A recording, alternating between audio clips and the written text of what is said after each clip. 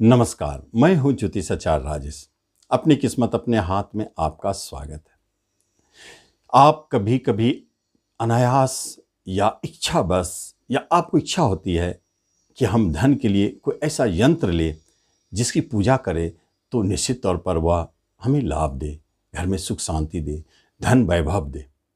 ऐसी स्थिति में कभी कभी आप देखते हैं कि दुकान में जाकर कहीं भी आप लक्ष्मी यंत्र खरीद लेते हैं या किसी भी तरह का लक्ष्मी जी का कोई विग्रह होता है, उसे आप खरीद के ले आते हैं और ला करके आप रख देते हैं।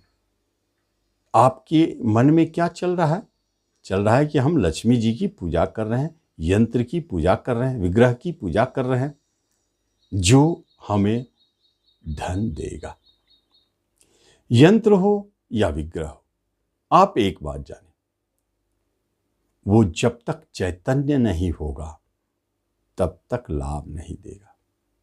नियम तो कहता है कि उसे स्थापित करें, पंडित जी आएंगे, मंत्र पढ़ेंगे, चैतन्य मंत्र करेंगे, प्राण प्रतिष्ठा डालेंगे, उसके बाद वह मंत्र चैतन्य होगा, तब आप उसकी पूजा शुरू करेंगे।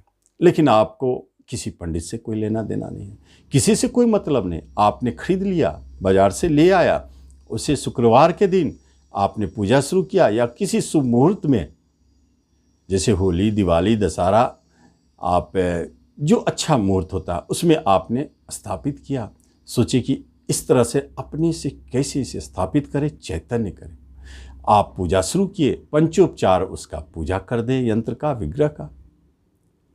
पंचोपचार मतलब आप समझ रहे हैं कि अक्षत, रोली, फूल, फल, प्रसाद, धूप या दीपक, पंचोपचार मिनिमम। इसके अलावा आप उसमें कुछ बढ़ा सकते हैं।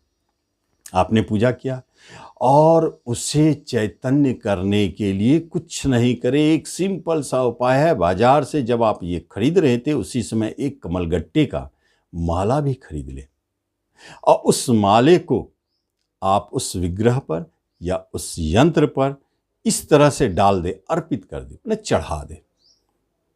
उस माले में इतना प्रभाव है कि उस यंत्र को जागृत कर देता है, चैतन्य कर देता है और आपको उसको फल मिलना, दिखना शुरू हो जाता है। आप जैसे उसे डेली अर्पित करते हैं, उसे चढ़ाते हैं, आप एक बार चढ़ा दिए, फिर दूसरा दिन उसी को धो के या जैसे भी आपको पूजा करना है फिर चढ़ाएं, उसी को भी, उसी माला को डेली चढ़ाएं। बहुत अच्छी बात है। आप देखेंगे कि धीरे धीरे धीरे धीरे वो यंत्र अपना असर दिखाना शुरू कर दिया, बहुत चैतन्य हो गया और आपके घर में लक्ष्मी की आगमन शुरू।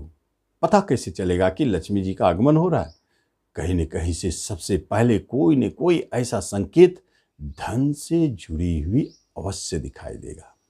या कभी कभी कोई लक्ष्मी जी का ऐसा संकेत भी मिल जाता है या आपको स्वप्न में माता लक्ष्मी के रूप में कोई स्त्री दिखाई दे,